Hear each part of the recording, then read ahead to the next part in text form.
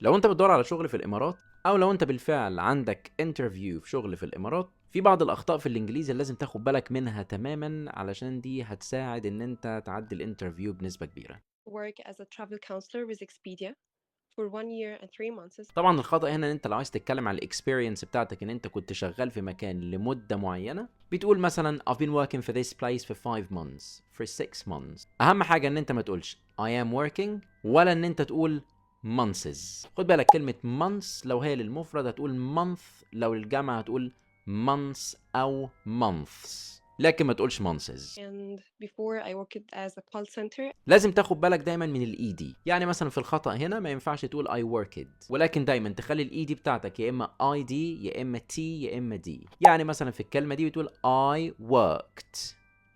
I worked. It was nice exposure, not the best. طبعا الكلمة دي مهمة جدا، هي was، ما تقولش was. ولو انت طبعا عايز تتكلم بالconnected speech وتخلي كلامك سريع شوية، ممكن تقول it was nice exposure. But if anyone need to work in this field, so I would advise him to work in this field. But if anyone needs to work in this field, I would advise him. طبعا لو انت بتتكلم عن حاجه ما تعرفش الشخص اللي انت بتتكلم عنه ده سواء هو كان واحد او واحده، ما ينفعش تقول him، لان الشخص المستمع بيترجم الموضوع ان انت مترجمه ترجمه حرفيه من العربي. فلو انت بتتكلم عن شخص مجهول ما تقولش طبعا him، دايما بتقول them.